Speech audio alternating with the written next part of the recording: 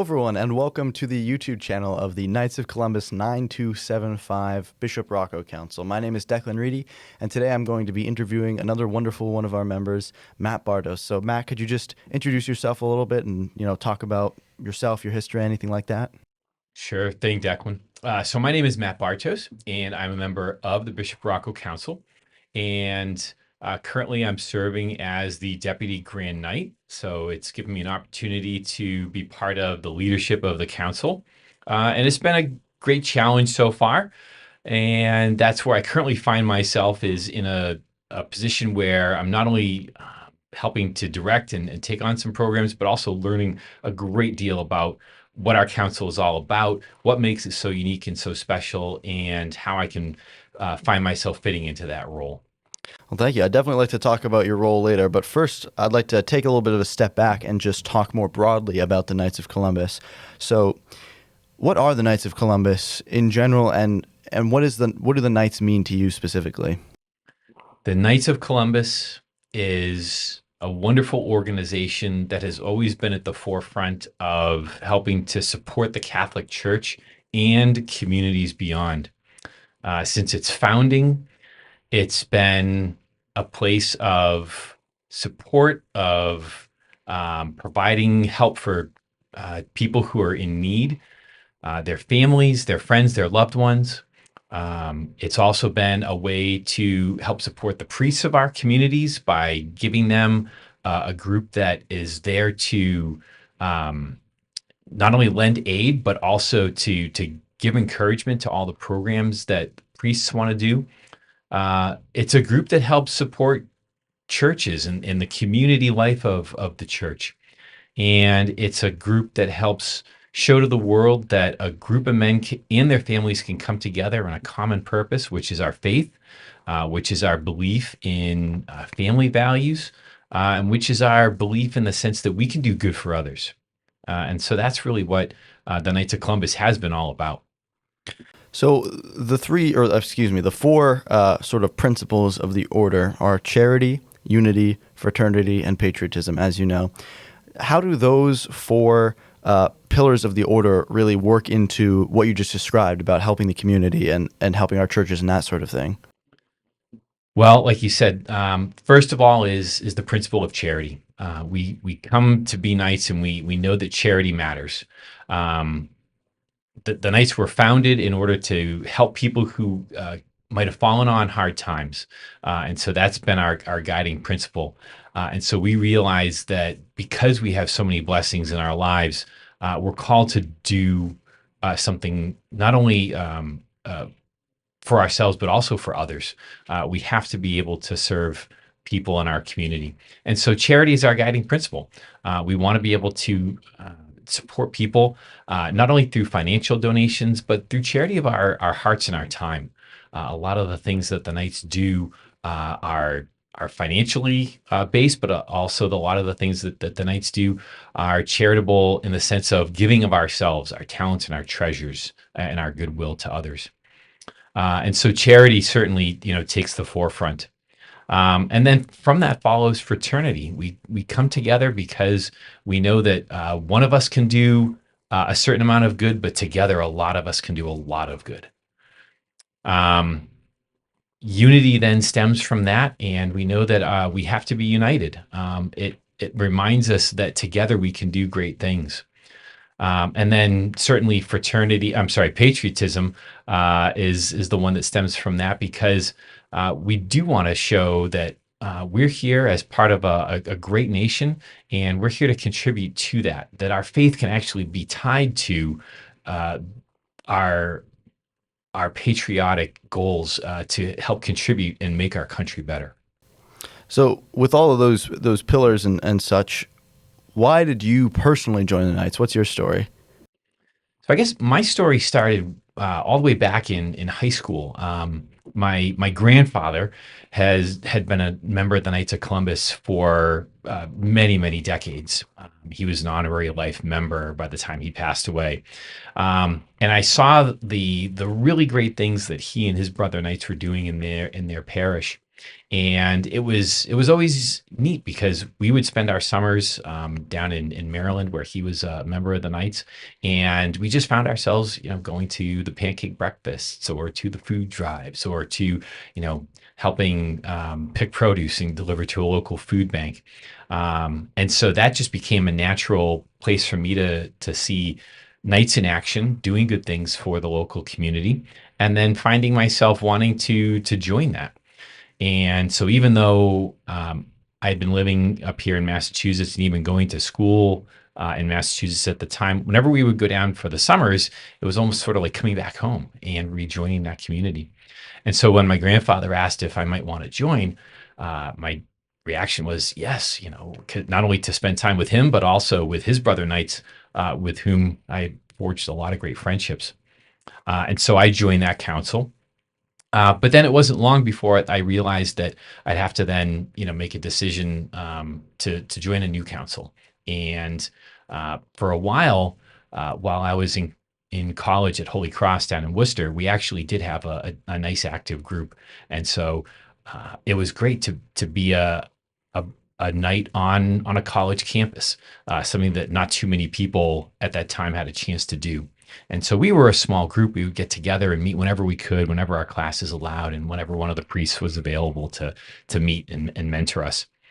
Um, but then it wasn't long after that, by the time I found myself out of college and starting my career here, and I needed to look around for a new council. And so I looked around, and the Bishop Rocco Council was here. Started to attend a few meetings and realized that these were a bunch of brother knights who were super active in the church. A lot of uh, participation in the parish life, and a ton of great activities to join. And I realized, wow, this was a great place, because it wasn't just a couple of things that made it great. It was a whole host of things all throughout the year that made it great, and it just became a natural fit. So it sounds like a lot of the reason that you joined was because of the community and the charity that was going on in that council in Maryland that you then brought also up to here. So with that said, what would your pitch be to a Catholic man who is considering becoming a knight and meets all the prerequisites? What would you say to him as to why he should join? That joining can be a great extension of what he's already doing in his life, and that it would be a furthering of his spiritual life, his faith life, his um, active giving back to his community. I think the pitch that I would use is, um, you're already here at church, and so why not continue that with other people who are going to model that spirit for you, probably be receptive of that spirit that you bring, um, and are going to celebrate that energy that you can bring to the council. Um, I think another part of that pitch would be, um, you you've got something great already in your heart and in your soul, and uh, we want to be able to foster that and let you do even more with that. So now that we've talked about the Knights, sort of broadly speaking, I want to talk about some of the specific things in our own council. And instead of just talking about the events in general that the Knights do, you and I, this last summer, we worked together with Ken Desilets to run the summer fair. So I'd like to talk a little bit about that. What was the experience like? Because if I'm not mistaken, this is your first year running this event, and it was my first year helping you also. So what was it like for you to run this event, because of what the event is, and also sort of taking on that knowledge from somebody who is sort of passing that down to you and to me? What was that experience like? Well, the event that you speak of, the summer fair at Camp Paul, has been an institution for probably a quarter of a century now. And so it's got a long legacy. It's got a tremendous positive history, doing good for people with special needs and with their families. Um, I had gone to it, for years in the past. Whenever I had time in my schedule, I would, try to volunteer at it. But it was only those couple of hours where I would sort of come on in, help out, run a game, maybe help out and, set up some stuff or take stuff down. And I knew that the event existed, and I experienced that joy for a couple of hours. Um, Taking on the role of leadership of that event meant that that was something that I was going to have to experience for quite a long time, from the planning stages in the late winter and early spring, all throughout the summer. And I came to realize just how much time and energy somebody like Ken puts into running such an event like that. It was really eye opening, because then I knew that something like this, calls upon our energies, um, to plan a lot, to help run a lot of ideas, manage a lot of moving parts, organize everything, run the show itself, help mentor all the people that have been involved in it, and so then it becomes, you know, quite a job. Might seem like a heavy lift, on paper, but then you actually realize, well, there's a lot of things that are motivating me to want to do a good job, not only for this event, but for all the people that are involved in it. And so I guess uh, taking on that leadership role really opened my eyes to how much our council does, individually and also collectively. These events don't just simply happen; they take time, they take energy, but that leads to a really, really great product. Yeah. So, So talking about the pillars of the council, or excuse me, of the nights before, charity, unity, fraternity, and patriotism, how do you see those four things relating specifically to that summer fair and what we did there? mm. Well, I mean, certainly from a charitable aspect, we're giving of our time, and we're we're donating part of not only our time, but our hearts and our brain power and our energies in order to make a great day for people who otherwise wouldn't have that opportunity to get out and about and to socialize and to just have a chance to play games and to have fun. The the the idea of being charitable, again, is not just a money thing. It's a time, talent, and treasure thing as well. Um, from a standpoint of unity, we all need to come together and support that event. And so, whether it's organizing the field, whether it's everybody agreeing to do their job, it usually takes at least 25 to 30 nights in their families to come together. And when we come together and we pray before the event or we celebrate after the event, we really get to see all of us together, not just wearing our shirts, but all of us being part of that collective effort, all doing the same thing, trying to make that couple of hours so great and so special. So another thing you mentioned about the nights before in our council is that you are currently serving as our deputy grand knight, sort of a vice president in terms that people might be more familiar with. What do you actually do as deputy grand knight, and how has that role shaped your experience in the nights in the last however many months that you've been in that position?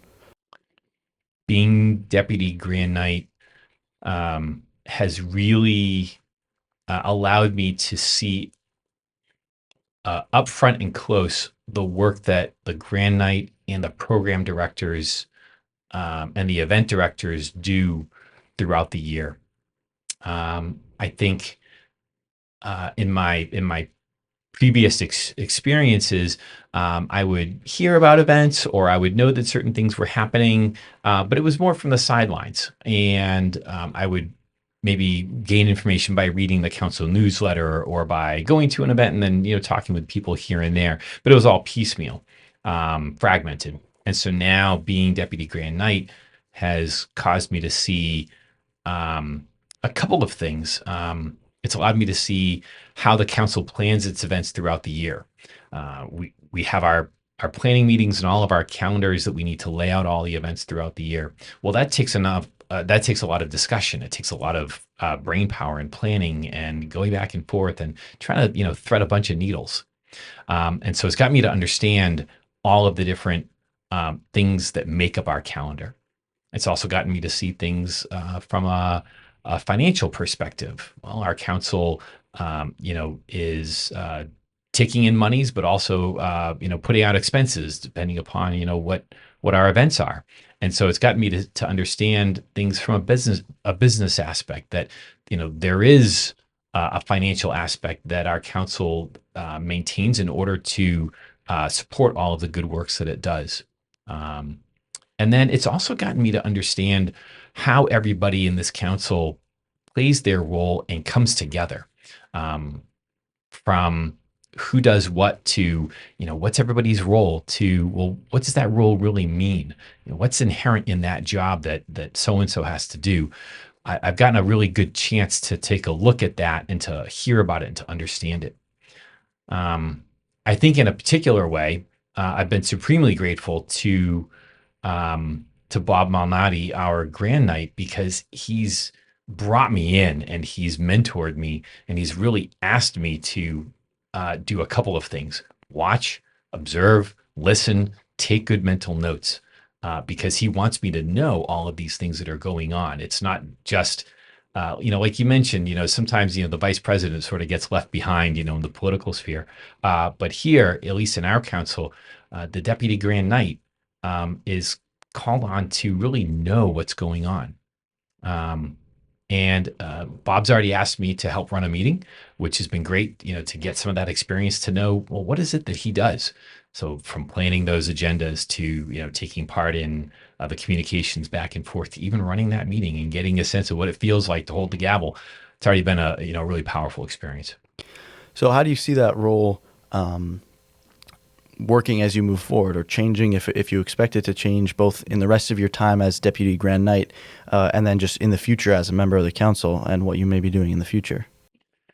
Well, at least in the short term, I need to, again, keep a really good focus on keeping track of all of our weekly and monthly agendas, really keeping an eye on what the calendar is like going into the next few months, because right now it's been a touch quieter than in the past, but it won't be long before we have a lot of things to plan for Lent, for the late Easter season, and then going into the summer. So there'll be a lot of discussions, and I know that, as an officer, I'll be expected to really weigh in and help contribute my thoughts and my suggestions on how those things are going to need to happen. So what would you say to a gentleman who is already a member of the Knights of Columbus, and maybe he's considering running for one of these positions, Deputy Grand Knight or one of the other elected positions that we have? What would you say to him in terms of, whether he should do it or not, what he should expect if he does, that sort of thing? Well, I think oh, I think a fair number of people might see running for office as, taking on a new job, or adding that responsibility, and it certainly does come with it. There's a time commitment, there's an energy commitment.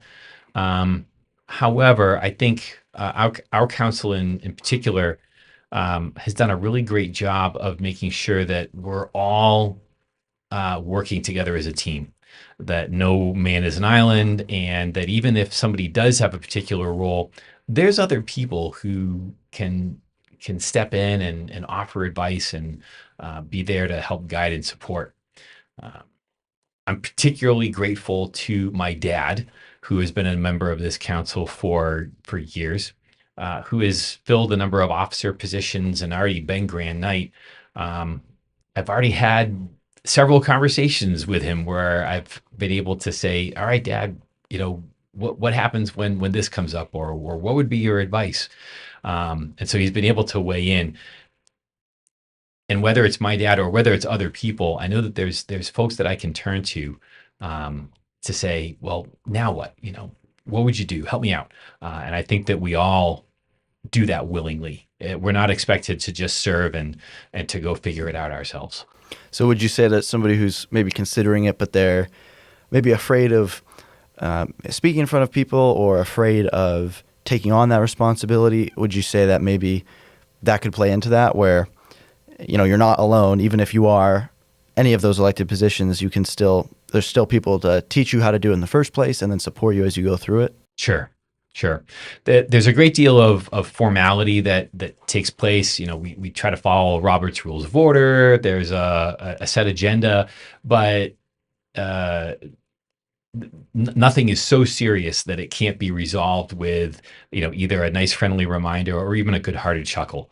The meetings are meant to be done in good faith, and even all the work that we do, yeah, there's a seriousness to it, because we want to do it well, we want to do it right, and we want to keep things flowing in the right direction. But we're also there, and we're human, and somebody makes a mistake or forgets something on the agenda, or something runs too long, and we work through it, and we don't allow it to become anything of an issue. And so if it is something in the meetings, we just make sure that there's a positive outcome at the end. We want everybody to see that meeting as being productive, important, a good use of their time, and purposeful. Yeah, and also those pillars of our order too that come into play there, because not only do we want to be charitable and have unity and fraternity with people outside our council, but especially within our own council. Would you say that that plays into that sort of atmosphere that you described at the meetings of formality, but still maybe friendliness is a word I would use?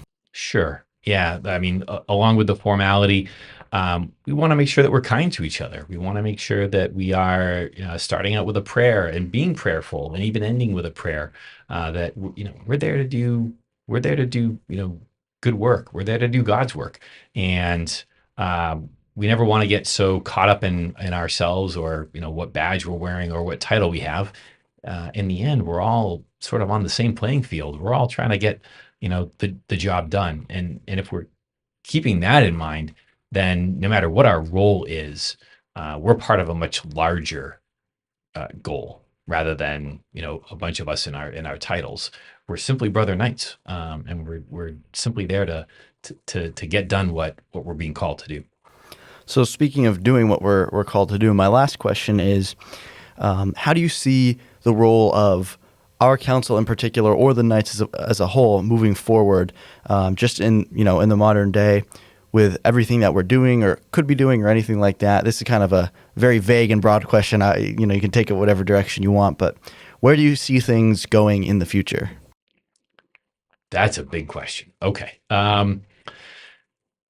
So I think, again, even using my own experiences, I go back into some of my past experiences, and it was, um, you know, me going off to the meetings, and being with brother knights, um, and that's certainly still the case. Um, and family has always been part of it as well. A lot of our events involve our families and our spouses and our kids. But I think in the modern age, as parents become even busier, and you know if they have young kids, their kids have busy schedules, we want to be really mindful of that, and we want to make sure that we're being mindful of the fact that people do have busy lives. So we want to invite people to join the Knights, knowing that they come with a family, if that's the case, and that family can't just be something that is separate, or ignored. We want to make sure that the things that we do, and the events that we hold, the programs that we do, is considerate of that. And so whether it's inviting those family members to really take part in a program or an activity, or knowing that a brother knight might want to be able to commit, but maybe he's got circumstances that don't allow him to always attend meetings. But if he can make an event, great. We still want you there. Coming back to your idea of making a pitch, I'd make a pitch and say, join in and do whatever you can. Be part of whatever you can. That no one's taking attendance. No one's sitting there saying, you've got to show up at every meeting. If you can show up at one thing a year, and do that one thing, and do that one thing with all your heart, then that's going to be a great mark on our community, on our council, and on our parish life. Excellent. Well, thank you, Matt. I actually do have one more question, which is, if somebody wants to join the Knights, what do they do? All they have to do is go to kfc.org and join. It's very, very simple. Looking online can get you to log on really quickly. Um, And if you're at one of the churches that we happen to serve and you see one of us in our blue shirts here, come on up and say hi. Excellent. Well, like I said, thank you so much for being here, Matt. Is there anything else you wanted to add? Anything did I cut you off or skip over anything? I think we're good. Okay. I think we're good. Thank you much. Yes, thank you so much, Matt. And thank you all for watching this podcast video. Make sure to check out the other videos on our YouTube channel as well as our Facebook and Instagram page. And as Matt said, if you're interested in joining the Knights of Columbus, just go to kofc.org/join, and it'll just take you right through what you got to do. Thank you for watching, and God bless.